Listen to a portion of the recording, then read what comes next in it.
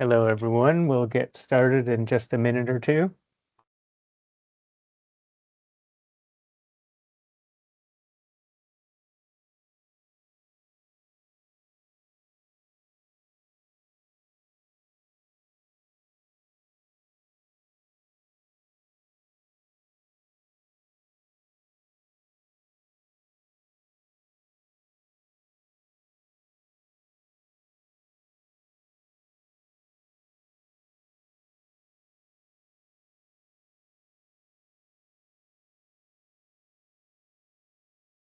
Welcome, everyone. We'll get started in just a minute or two.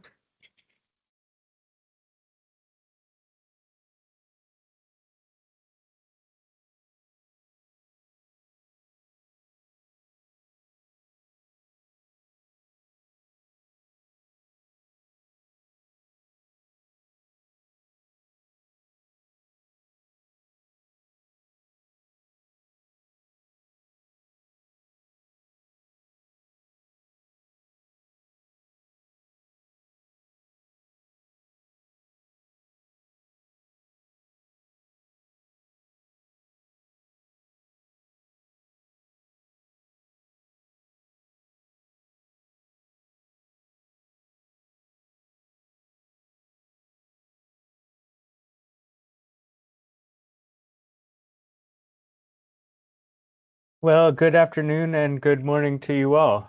I'm Phil Satloff, a program manager at Blue Raster, and welcome to Unlocking Location Intelligence for Commercial Real Estate and Retail webinar. It's great to see so many familiar names and colleagues on the attendee list. We're happy to see some new names as well. Thanks to those who sent us your questions in advance. This is very helpful. A special thanks to our Esri partners for spending time with us today. And a quick note that we will be recording this session today. And here's our roadmap for the session.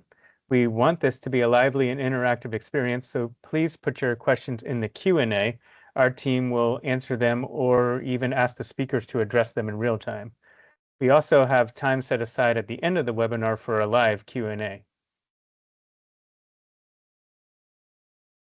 And I am joined today by Project Manager Jameson Quisenberry and GIS Analyst Chris Mesrich, who will be sharing insights and leading today's demo.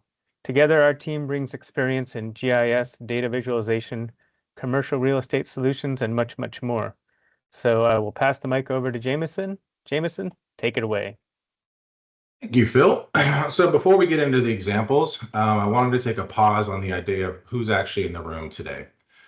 So we have a good mix of a lot of backgrounds here. So some of you are from the commercial real estate sector, some of you from the retail, and then others already work closely with Esri tools and GIS. This mix is what makes the sessions so valuable. So from what we've seen in these sessions like this, people usually fall into a few groups. There's analysts and technical folks who want to see what's possible within the commercial sector using GIS. There's business leaders and decision makers who aren't necessarily interested in the nuts and bolts or the technical details, but they care deeply about the outcomes. So things like, will this location perform? How do I reduce the risk while expanding? And then there's those of you who might be brand new to the location intelligence idea, but you're here because you recognize that choosing the right location is directly tied to the success of those stores. And wherever you fit in, if you think that your own context as we walk through these things and these case studies and examples, if you'd like to share your role and your challenges you're dealing with in the chat, it'll help keep the conversation relevant and grounded as we move through the material. So let me give a quick background on Blue Raster. We've been around since 2002. We're based out of Arlington, Virginia, and over the years, we've had a chance to work with clients all over the world. At its core, we do help organizations turn complex location data, things like demographics, mobility, infrastructure, and environmental factors into tools and insights that drive the decisions. What might be a web app for analyzing markets, a dashboard for leadership teams, and managed services to keep systems running smoothly. We're not just consultants. We build solutions that teams can keep using and scaling even after the project ends. And here's a look at a few organizations that we've recently partnered with in the commercial real estate and retail space.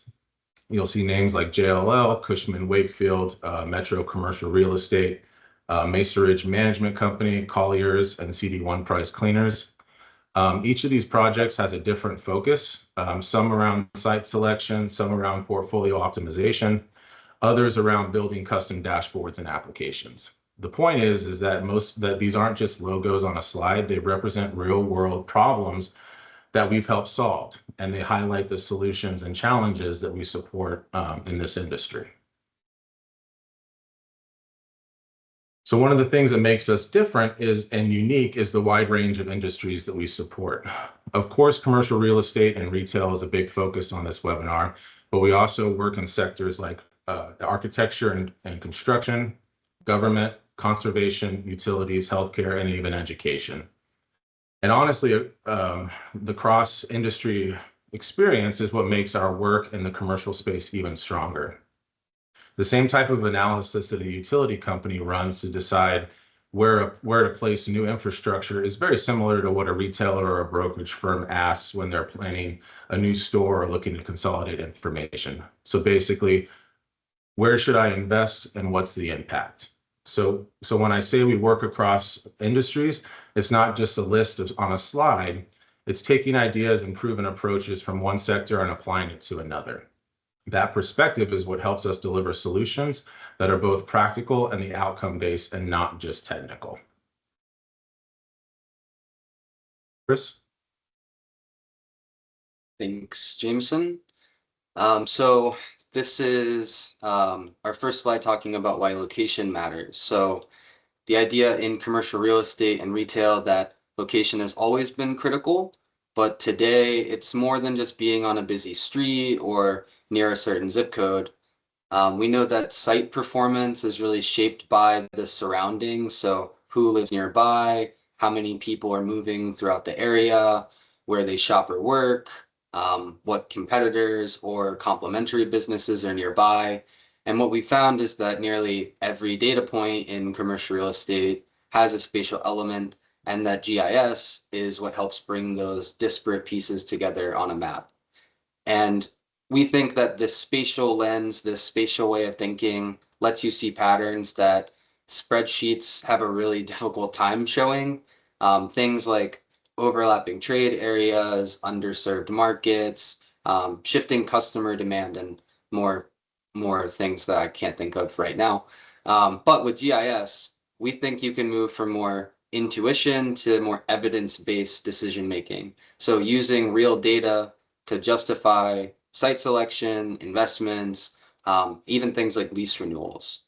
So this idea is that using GIS makes decisions more defensible to both leadership and investors, and it helps speed up deal-making processes by giving stakeholders confidence that each site fits the market.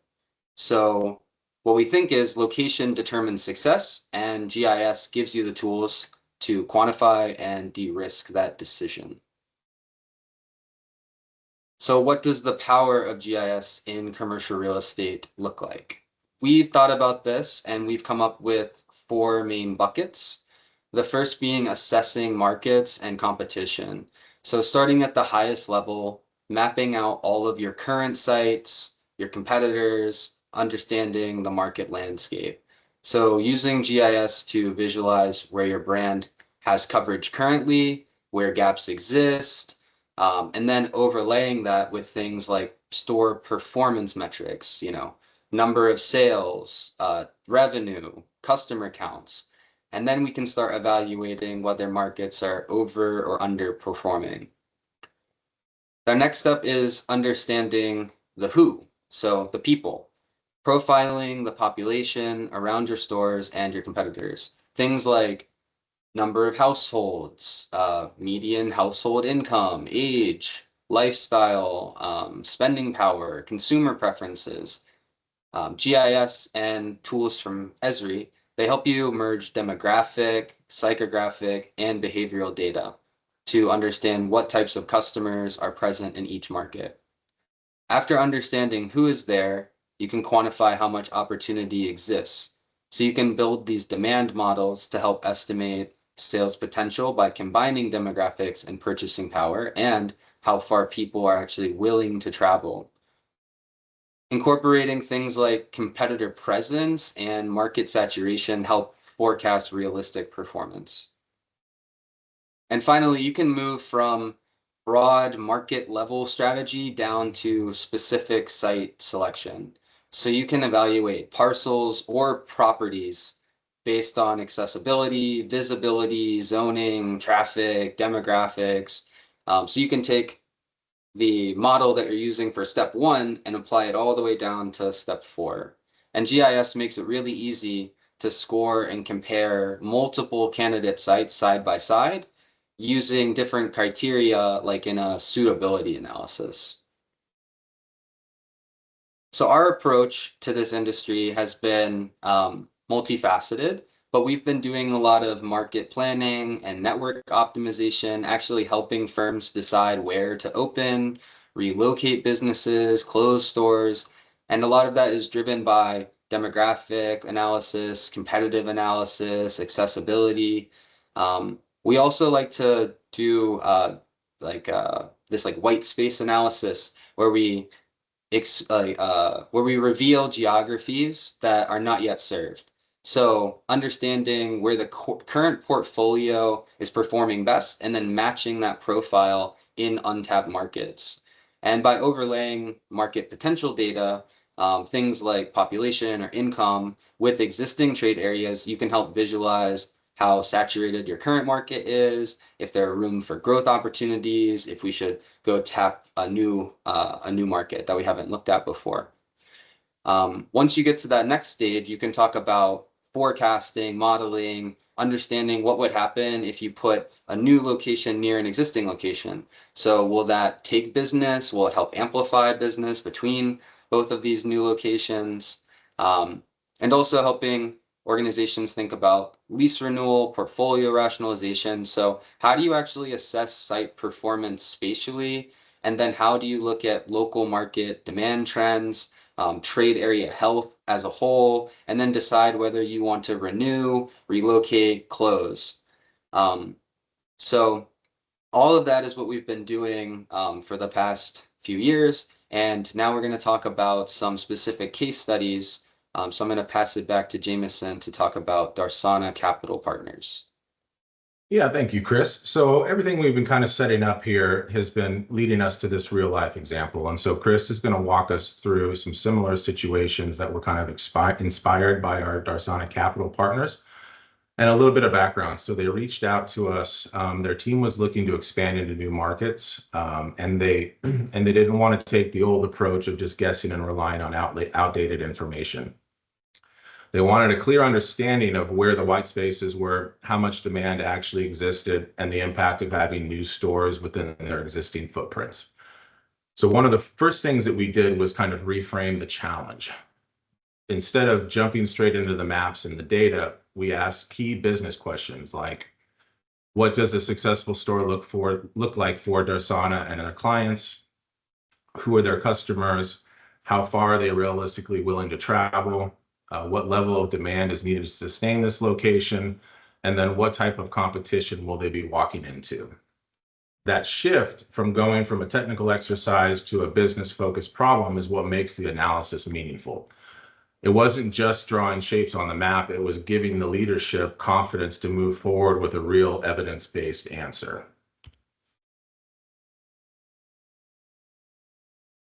So how did we get those answers? So we used three main approaches. The first one was going to be drive time analysis. So for this specific client, we looked at 15, 30, and 45-minute drive times around potential stores to determine the trade areas. Secondly, we used household demand modeling. So we wanted to estimate how many households could be serving those areas and whether the market could sustain a new store. And then finally, the third one is going to be the demographic targeting. So enriching those trade areas with detailed information about the people that are living there. So essentially, we're going to be looking at age, income, lifestyle, spending habits, etc. The value of actually bringing all of this together is in those layers. So drive times tell us how far people are willing to travel. The demand models actually showed us whether the area was big enough to support growth. And then the demographics explained who the customers actually were. So when we put all of that together, it gave Darana and more importantly, their clients a much clearer picture of both the opportunity and the risk, turning that site selection into something that's both measurable and important, but not just speculative. So with that, I will turn it over to Chris so that we can go through the site selection using Business Analyst demo, the first one we're going to have today. Cool. Yeah, so before I jump into Business Analyst, just some background. Esri created this tool, ArcGIS Business Analyst. Currently, if you have an Esri ArcGIS Online license, a creator license type or above, then you have access to the software. And a lot of people aren't really utilizing it enough. So I wanted to spend some time talking about some really cool things that you can do with it.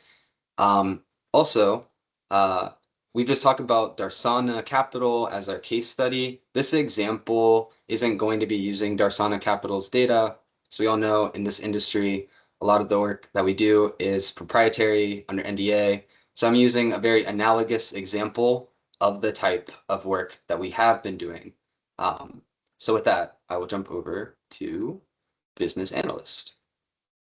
All right. Can people see the screen? Slight head nods. Yes. All right, cool. Thank you.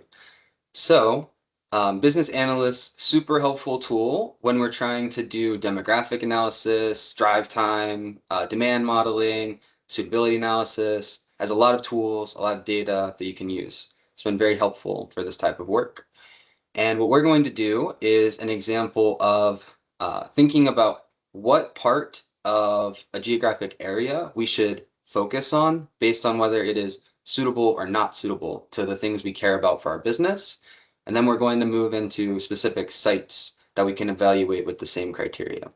So to get started, we're going to define an area to work in. And I'm going to select a geography, and I'm going to use block groups. And you can do this analysis at a national scale or a hyperlocal scale. I think that's very important to mention. But we're going to pick Wisconsin. And we're going to select Dane County, Wisconsin. And we're going to select all of the block groups in that county. Great. So any Wisconsin people would be very appreciative of me mentioning this. But here we are, Dane County, all of the census block groups in this area. And the next thing we're going to do is run a suitability analysis. So we're going to use our features that are on the map, all of our block groups. And we're going to make sure we've selected all of them, 353. And now we're at the fun part, which is picking what we want to analyze. So the business analyst team did a really good job of creating these featured lists of demographic variables. So they've categorized them into different industries. So for retail and real estate, you have good categorization, you know, if you're focused on restaurants or renting or environmental consumer profiles. I don't really know what is that? Oh, that's cool. Yeah, there's a lot. But if you can't find something in this list, you can select from the data browser, which is their curated collection of over 10,000 demographic and psychographic and consumer behavior variables. It's very, very thorough, and it has a lot of great information, and it's updated all the time. And you can go through these different categories and figure out what resonates with what you're trying to do. And once you create a list of things that you think would be very helpful for your suitability analysis, you can create a saved list. So I've already gone ahead and done that for this demo. And what we're going to be mapping are laundromats. So, and trying to figure out where's the most suitable place for a laundromat in Dane County. So I've selected renter occupied housing. People that rent rather than own are more likely to use a laundromat. Additionally, there's spending data on people spending money on laundry and dry cleaning services. I'm also thinking about people who would want to walk to the laundromat or use public transportation, like something that would be more accessible. So I've picked some variables around that. And I also want to focus on areas with high population density. So where can I actually get the most amount of people in the smallest amount of area? So I'll select my 6 variables and I will add them to our suitability analysis. Okay, so on the left side here, we have our analysis criteria where every variable that we picked from the data browser has an influence, whether it's positive or negative. You can change that. We also have our scoring method if you prefer going from 0 to 1 or 0 to 100, and then the weighting criteria. So the weighting criteria, when you run this tool initially, everything is equally weighted. And as you change the weights, the other weights will change dynamically. So we can prioritize renter-occupied housing units over our other variables. And then we will see how the map changes accordingly. So I'll change this to like 50%. And we get the screen sort of flashes on the right to show us how the census block groups are changing. So I'm going to leave this like so for now. And then I'm going to look at our results. So we've analyzed 353 locations. We have our top 5 census blocks, our bottom 5 census blocks. There's some cool data visualization options in terms of histograms, bubble charts, correlation matrices, so you can actually see how your variables relate to one another. So you can understand maybe 2 of our variables are really heavily correlated and they're influencing our scoring system. This is really good as you're doing this in an iterative way. And then the table, everyone needs a table. So this organizes all of our block groups, all of our sites, and shows us where they rank, what their final weighted score happened to be, and then each of the variable categories that we added. So we know if we want to look at how our number 1 performed in population density or in spending, we can take a very detailed look at that. I'm going to collapse this table a bit and just going to save our results and then talk about how we can go from a market level analysis like so, and actually perform the same analysis at for specific sites. So the idea is we start with this larger geography, we run our analysis, we figure out maybe our top 10 locations, and then we can take those top 10 locations and then compare those apples to apples, like one against another. And the way I would do that is by researching some available commercial real estate properties in our top 10 census blocks, and then plotting those as points on another map. So that's what I've done here. I just picked our top 3 census blocks from our previous map. We had the highest scores in this like Shorewood Hills area, this university located point, and then another point in the northeast around the airport. So what I've done is just create 3 sites, just like I had for my block groups, but now I have them for these points. And we can run another suitability analysis on these 3 locations.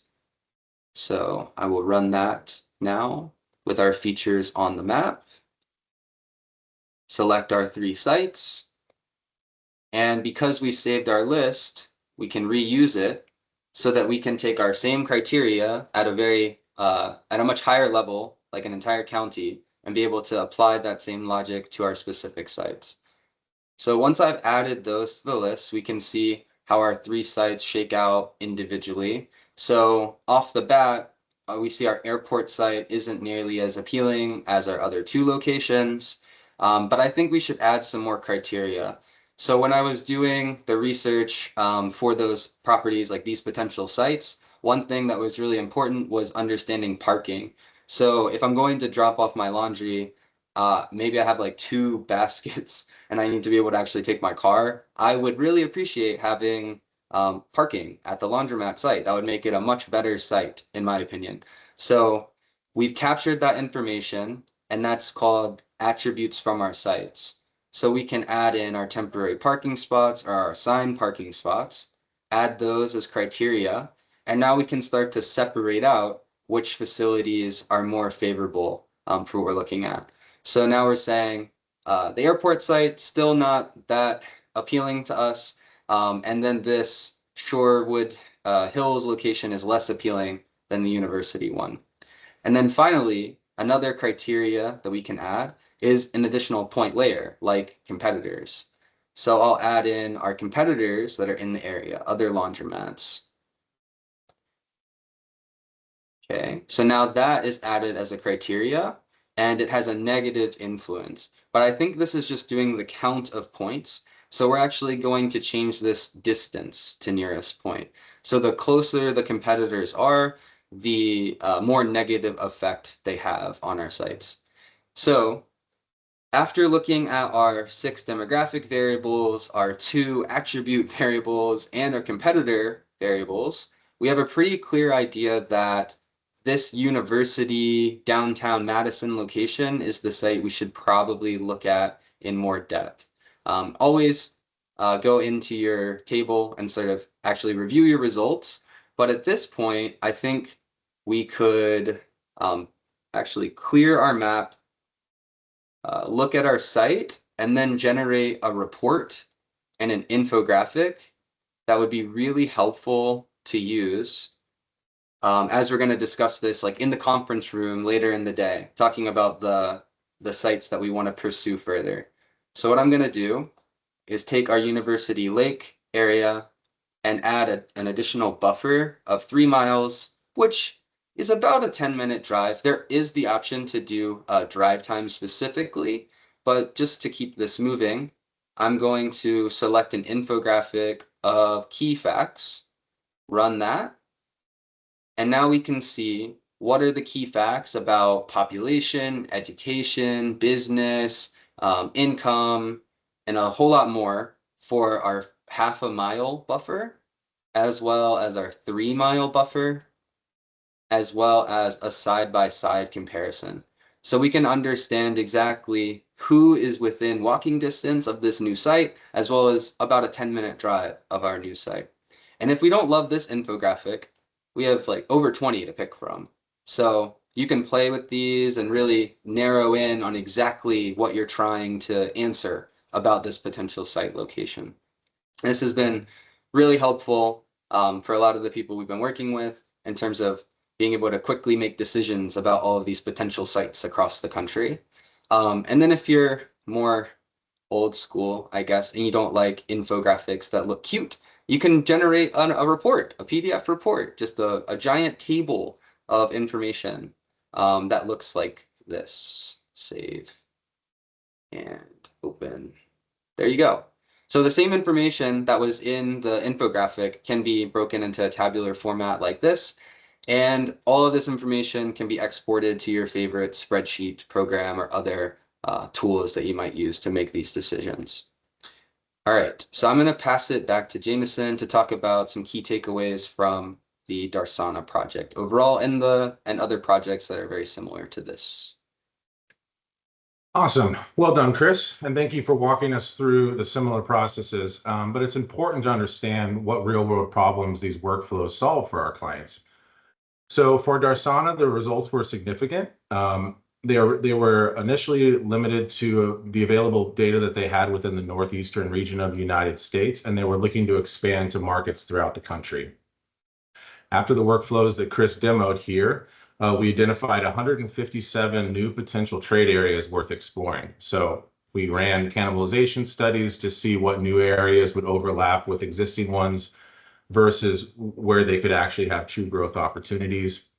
We also mapped competition, customer preferences, and the key performance indicators like sales volume, so they got a full picture of each market. And the project directly supported the decisions around both consolidating and growing their store networks. So users could proactively explore the demographics, competitors, and spending profiles that Chris just demoed across each designated area. And because we built it within ArcGIS Online, their leadership team, their technical team, everybody involved in the process was able to just click around into the data themselves, test scenarios, and get the answers right away. So the big question of why does this matter? So it reduces the risk by showing the ripple effects of each location's decisions. So it improves the site selection workflows by replacing guesswork with true evidence. It speeds up the deal making because the information is available when the opportunities come up, and it gives a clearer picture of both the market and the customer base so that it makes the store more successful and they can replicate it across new locations. But this kind of outcome where where location intelligence isn't just a technical exercise, it becomes a strategic advantage. So the next case study that we're going to talk about is going to be TexWin. They're a good example. So a little bit of background about the client. So they already had a strong footprint in Texas, but they wanted to grow to other rural communities across the state and then eventually into other neighboring states that might have interest or opportunities that they could grow into. So one of the big questions for them was, how are our current stores performing? What is the competition like, and where are the best opportunities to expand? This work helped drive a lot of the key plan decisions around consolidating and growing their network that they had for a long time. A lot of the executives dug into the demographics, the rivals, and some of the spending trends around each one of the potential sites that we're going to demo here within the dashboard so that they got a full picture. And because we built this one in ArcGIS Online, similar to what we did for Darana, their team was able to explore the data themselves a lot, like a lot of you already have, testing the markets, understanding scenarios, and then either getting a static report or getting something like the demographics that Chris showed earlier. But the goal with this client was simple: to give them a repeatable system that they could use every time that they're thinking about a new location so that the decisions are faster and more confident. So to get there, we combined a set of core methods. So we started with the drive time analysis, similar to what Chris demoed for the laundromats, to define a realistic trade area within these potential stores. We layered the competitive analysis to see who else is in the market, and what share of the customers they might be drawing from, and what that actual demographic data was targeting to help us profile who lived in those areas and how well they matched with TexWin's ideal customer. So from there, we went a bit deeper. So we brought in parcel level regrid data and building footprints from the Esri Living Atlas layers, and we tied that analysis back to the real ground truths and not just circles on the maps, but the actual parcels and the buildings with potential for growth. So beyond that, we also ran traffic analysis, we created demographic indexes, and set up workflows for managing those potential sites. Within the dashboard that Chris is going to demo, we built tools to measure how both the retail and the factory locations are even included as a supply and logistics workflow, so that TexWin could evaluate manufacturing and shipping within the stores that they were planning to grow into. All that came together into a location planning dashboard that's a built-in experience builder. It's completely customizable, and it gives TexWin an interactive tool that they use every day. So I hand that back over to you, Chris. Cool. Yep. So a little bit more background. This is built with ArcGIS Experience Builder, like Jameson was saying. I know the title says location planning dashboard, but that's just because the term dashboards become so eponymous with this type of tool. Just wanted to clear that up. But let me switch over to the application itself right here. Okay. And close these links. Great. Okay. And I'll close that. As you can see, I was resetting, but we're all good now. So this is, like I said, a configurable app called Experience Builder. It's primarily a map component in the center here, but we've also utilized some sidebar elements on the left and the right. The right-hand side here is just a tabular view of the data that's in the map, the data that TexWin needs to track all of the time. So these are their existing yard locations, they have factories, and then we've also set up some tools for them to actually do some site planning. So right now what we're looking at are some existing yard locations, existing factories in purple, and dealer locations in blue.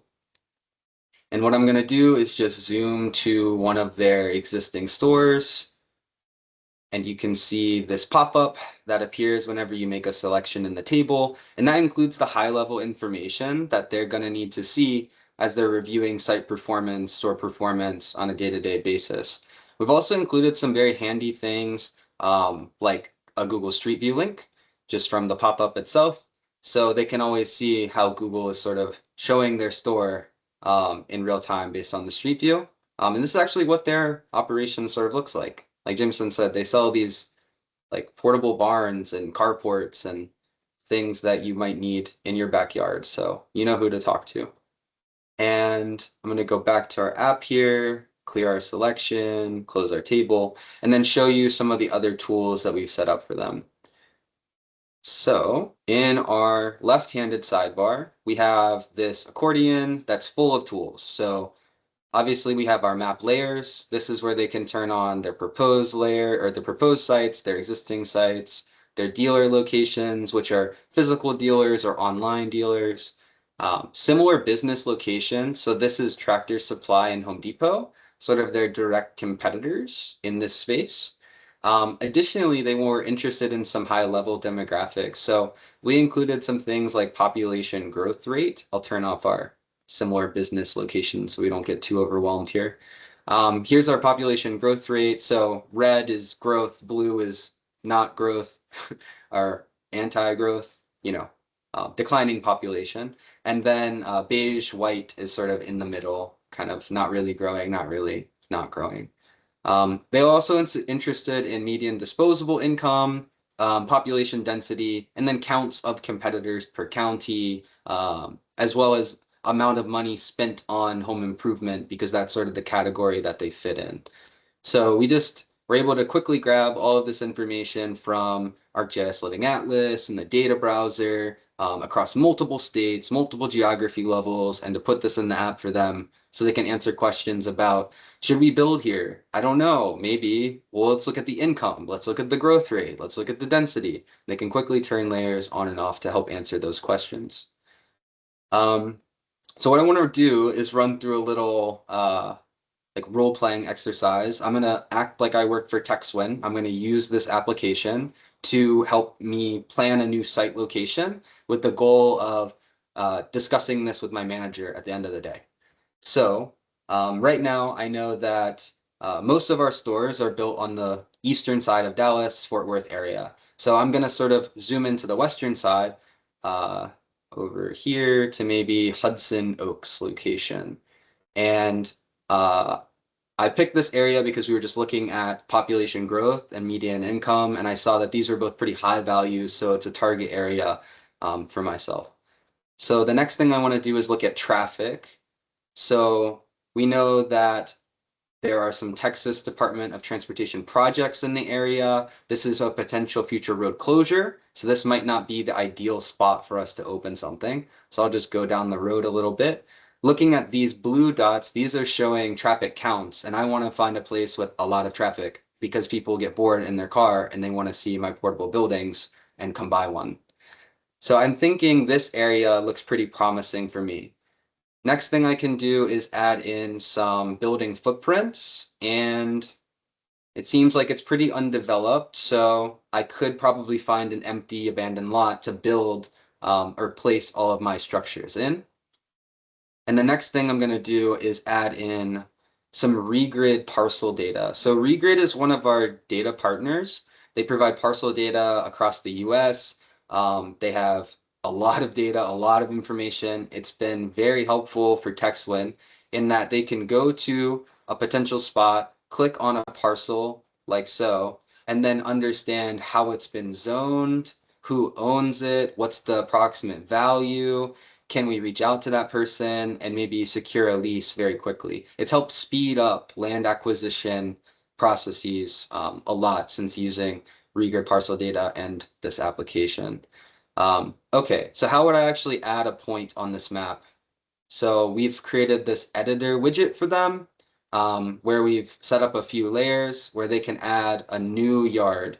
So I'm going to add a new feature. And as I zoom in, I set this up so that we can see some satellite imagery in addition to the parcels. And I'm going to find a nice empty lot near traffic. This kind of looks perfect. Let's place a point there. And then this is this point where they can start filling out notes and information to help them have these discussions in the back of office. We set this up so that it's a lot of free form, but we've also experimented with auto-populating information from other layers in the map.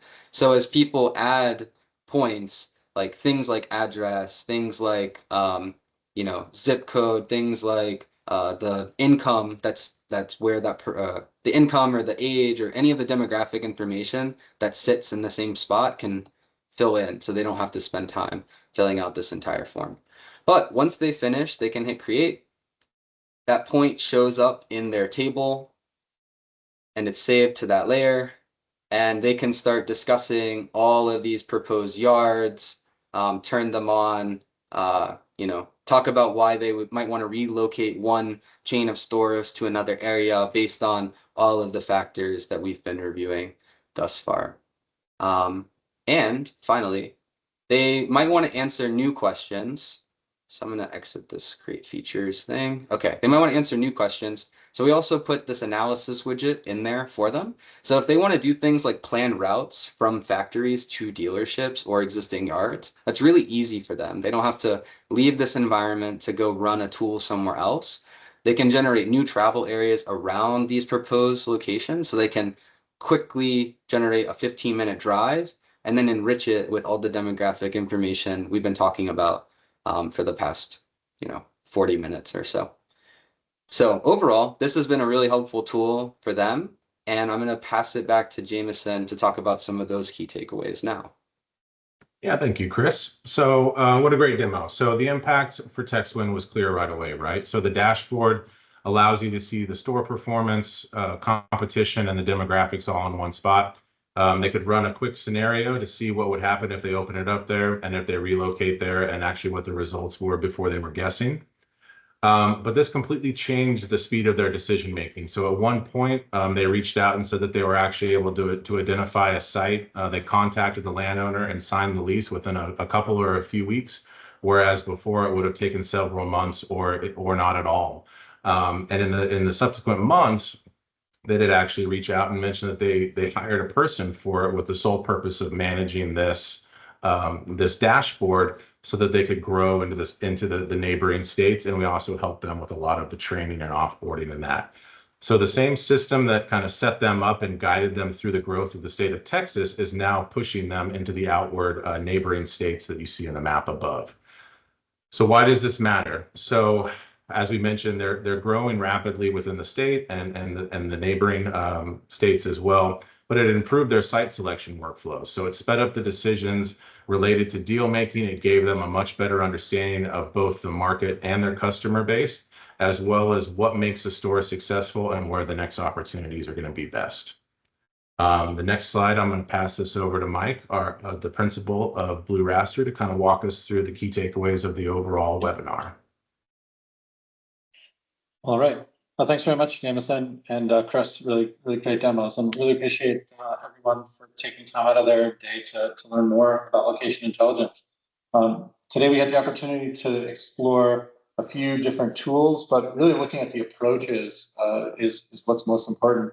So understanding how to evaluate potential new site locations. So we saw that iterative approach that Chris demonstrated in the live demos. And then being able to also build that browser-based tool that anyone at your organization can leverage to make those strategic decisions, leveraging drive times, looking at competitive analysis, and really any demographic or statistics that would help your business. So really appreciate your attending today. And I'll pass it back to Jameson, and we will open up the Q&A and look forward to any questions. Yeah, so as we start to round out the webinar, we appreciate you guys attending, but we did want to talk about some of the partnerships. So it just goes beyond just our clients. Blue Raster is an Esri Gold partner. We work very closely with the Esri teams, and you've seen much of that was built on that foundation today. We're also partnered with Microsoft and AWS, so we can deliver solutions in whatever cloud environment our clients currently use. On the data side of things, Chris touched on a lot of the planet imagery for satellite, the Regrid data for parcels, both of which have been incredibly valuable in the commercial real estate and retail sectors. These partnerships allow us to have the right data and technology for the right time, so we're not just a one-size-fits-all approach. And then recognition does matter to a certain degree. So over the last several years, we have picked up multiple Esri Partner Conference Awards for things like sustainability, storytelling, community engagement, as well as being the Federal Small Business Specialty Partner of the Year more than once, and specifically earlier this year. So the bottom line is when you work with us, you're not just getting Blue Raster, but you're getting access to the best technology platforms, the best data sources, and various teams, including ourselves, that know how to put it all together to deliver results. So I will pass it back to Phil to round us out before we go into the Q&A section. Okay, thank you, Jameson, Chris, and Mike. And thank you all for spending your time with us today. And as we wrap up, we'd love to continue the conversation with you. Like we mentioned, our services include turnkey solutions, collaborative efforts, onboarding and training options, and we can provide all licenses and software needed. So if you're interested in exploring GIS further, a great way to get started with the pilot project. We'll work with you to customize these tools with your data, your markets, your workflow so you can see immediate value. That's how you move from static spreadsheets to dynamic data-driven decision-making. The microphones are now unmutable and our Q&A period will start now. So please raise your hand if you have a question or put it into the Q&A panel. And thanks again, everybody.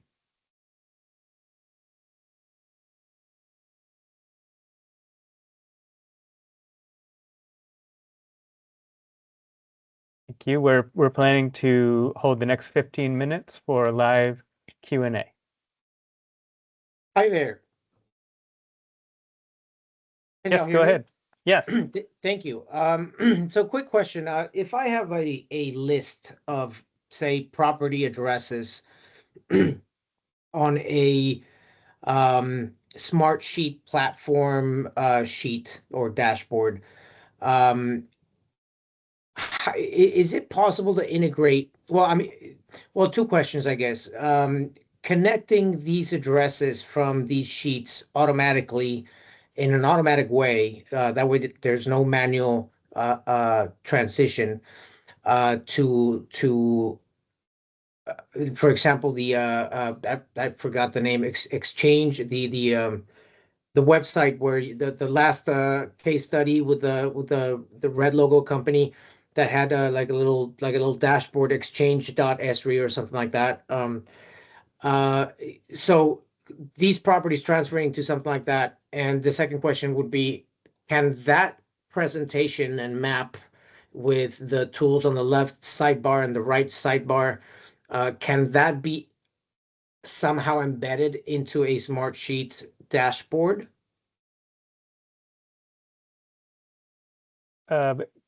Chris, do you want to answer? The answer broadly is yes, and Chris can go into a few of the details.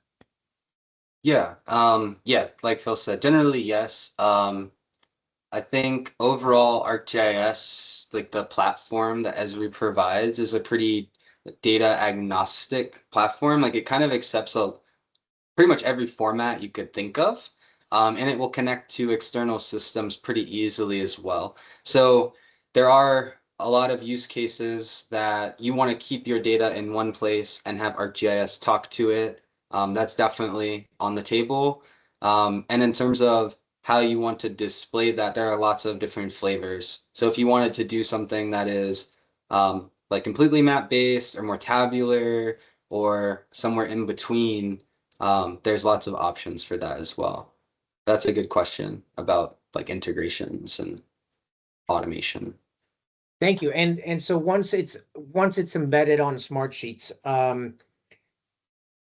do you have to, like, once you log in, say, I log into my Smartsheet dashboard, or I give access to somebody to my Smartsheet dashboard, would they have to like log in on a separate login, or is there going to be like a link that takes them out of the dashboard in order to get the map going in the dashboard, or is it fully integrated, always with access? It pops up, the map pops up visibly every single time, or how is that smoothness of working together? Yeah, another good question. I'd say just at a high level that there are multiple options. It's kind of up to what the end goal is. So if you wanted to keep things contained and very private, then there are options for authentication for that sort of realm. But if you need things to just be open and accessible, there's lots of options for that as well. Yeah, it's hard to answer that very specific question without more detail, but at a high level, that's sort of how it works. Yeah, some of it will be dependent on the third-party platform, what they allow. Thank you. Yeah, of course. Good questions.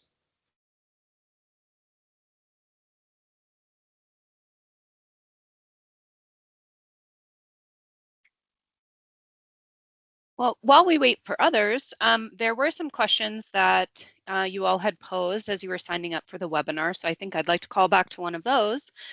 So there was one geared towards talking about sometimes the heavier lift or manual effort involved in creating maps and then final packages and performing this analysis. So they were curious if we work with specific AI or cloud-based tools, or there's other workflows that we employ, like utilizing business analysts to enhance our processes and remove some of that manual process and streamline it more. So I was wondering if you all wanted to talk about that. I can take a stab at that first, and then Jameson or Phil could fill in. Yeah, at a high level, yeah, absolutely. There's lots of ways of doing that. Automation is something that we like to do when it's necessary. I guess some things should be manual, have like a human in the loop kind of idea. However, there are things that we can just sort of quickly do if it's standardizing data flows or making the same report every time, like once a quarter, right? And all of the tools that we were showing today, or at least referencing, are usually available in some sort of like coding environment. There are entire libraries dedicated to business analyst or writing an experience builder or making an application. But I'll let Jameson or Phil or Mike add more color to that.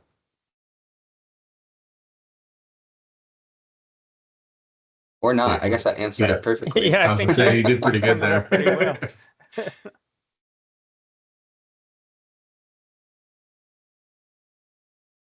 When you guys were on the site selection and you had the regrid layer and then you did the building footprint and then you threw on another feature layer of the satellite imagery, is that how are you guys setting that up to stay in that dashboard? Oh, good question. So everything that was in that application is like a feature layer in ArcGIS. So the building footprints are actually Esri data. It's a publicly available layer from the Living Atlas. It's called USA Building Footprints, I think. And then we also included flood hazard data, which was like another Living Atlas layer. The Parcel data does come from Regrid, and you can view their like free trial version on the Living Atlas. So you can see their range of coverage, but you're not going to have the granular level of detail associated with each parcel, obviously. You need to sort of, you know, work with them, work with us to get the right product for your use case. And then there was another part of that. Oh, the imagery part. So the imagery that was in that, I believe it's a Planet Imagery, one of our other partners that we're using for that. That's actually a tile layer, not necessarily like a feature layer. And then that's just a part of the base map itself.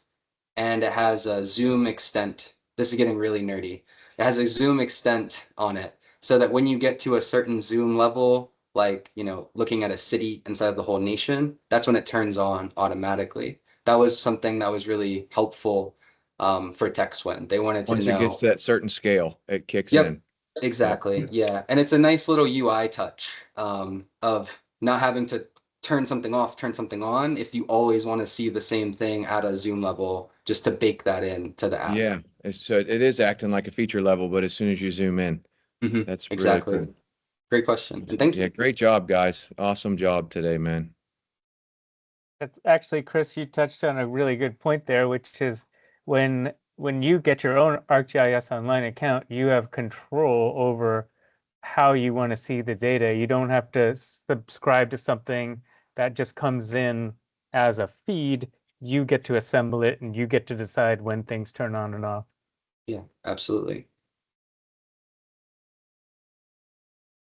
And do you guys manage the dashboard? Like once you set up, say the TexWin customer, you know, and as they're scaling, because I mean, I imagine they hit a point where they can't build enough, you know, units to scale the whole United States. But as they're slowing down, then you still maintain and then just hold like a subscription service to them, or does it work as like an API through their Esri?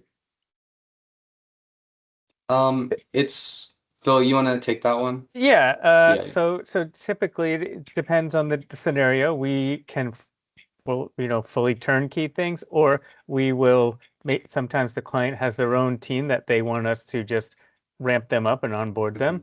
And then, they go on and have success, and they send us a postcard every now and again.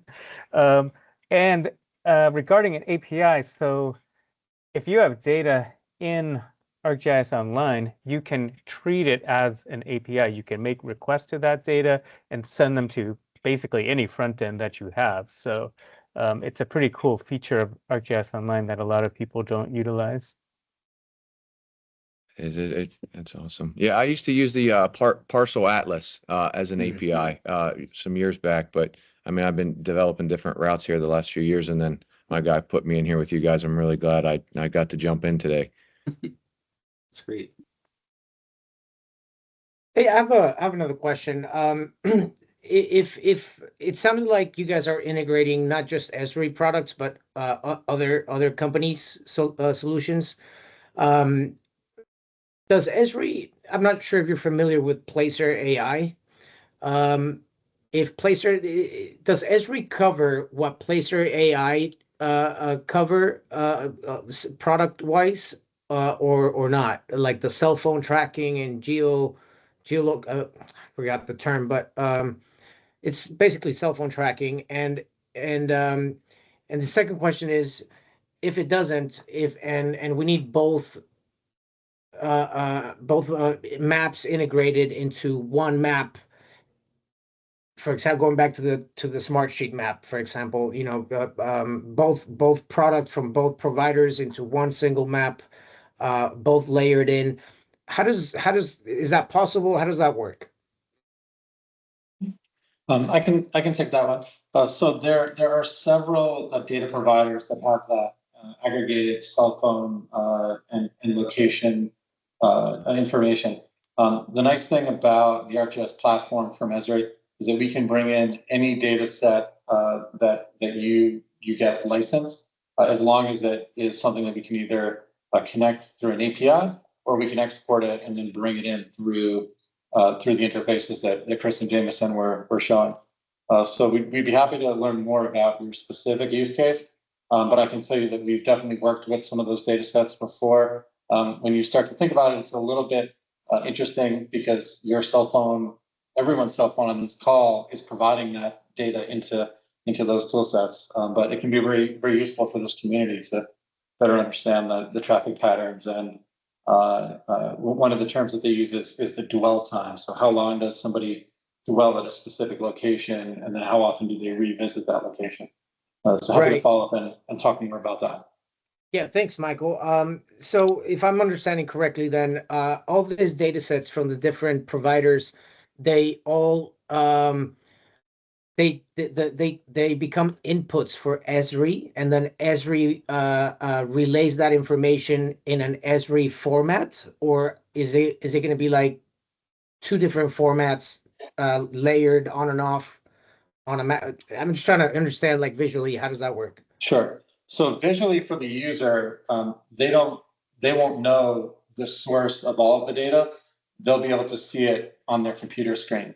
And what Blue Raster does is we help bring that all together into a unified user experience and make it really easy for the stakeholders to leverage it. Sometimes we have to do a little bit of data manipulation or transformation, but we're able to bring it into the user experience, to the dashboards, or to those analytics that Chris was showing. And that unified product that you mentioned, is that an Esri product, or is that like a from ground up proprietary, I own it kind of map? So we build on top of the Esri tool set, the ArcGIS system. And so for some of our clients, we're configuring the application experiences, and for others, we're building proprietary systems that are only for that organization very specifically. Got it. Thank you. Hope that helps. But again, happy to follow up and really learn more about your use cases, and then come up with some ideas. So I see we're at the end of the call, so I'll pass it back to the team to wrap up, and then please do fill out the survey and give us feedback, and also your ideas for future presentations. We'd be more than happy to hear those ideas. Thank you.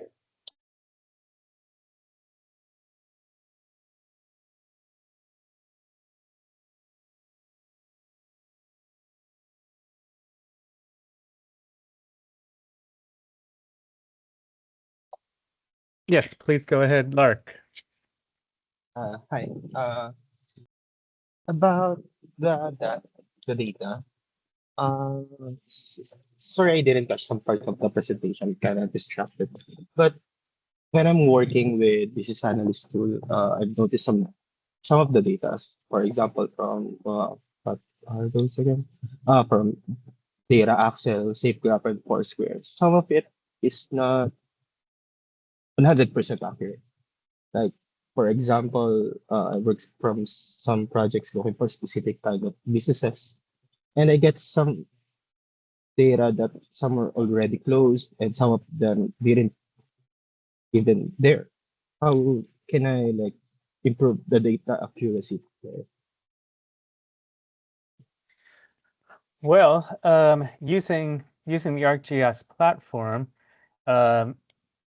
you have access to tools that would allow you to edit and manipulate that data. So, for example, if you received data Axle, if you purchased data Axle data, and you know that there's an error in there, for your purposes, you could delete that record, you could update that record, you could do all that right in the ArcGIS platform with out-of-the-box tools that are really easy to set up. So for managing the data, yeah. Yeah, but the thing is, I'm working with large data, and I just can't all the time filter everything out. Like, I'm working like 800 points. I've tried it to do it once, and it kind of like I'm just cross-referencing from Google Maps for that business and the other sources, and like from out of 800 points, like I got like what 100. And I need to check everything. Yeah, so with the apologies for diving into the nerdiness again for a moment, the ArcGIS online platform allows us to create Python hosted notebooks. That's computer code that we host right there. No other infrastructure is needed. You don't need a server or a domain or anything like that.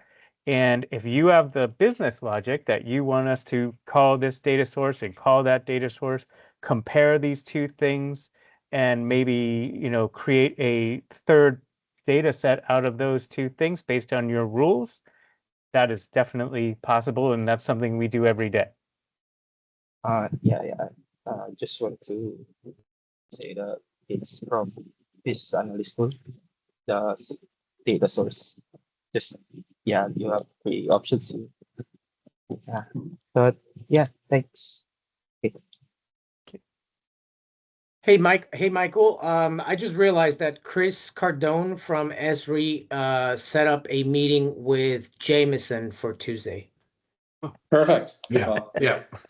I'm glad you were able to see the demonstration, and then we'll look forward to talking next week and learning more. That's great to hear. Yeah, we work very closely with the commercial real estate team at Esri, and they shared this with their users as well. So glad that many of you were able to attend. So I want to take a moment to kind of officially wrap up the webinar, and really thank you all for spending your time with us. We look forward to engaging with more questions, and we took notes on all of the Q&A, and we'll follow up directly with you, and we can set up a call and go a little bit deeper with those questions with each of you. So with that, we'll just say thank you, and we'll let everyone wrap up their call. We'll stick in the room for another couple of minutes, But this officially concludes the webinar for today. So thanks for joining Blue Raster today. Thank you, guys. Thank you Thank very you. much. Thank you.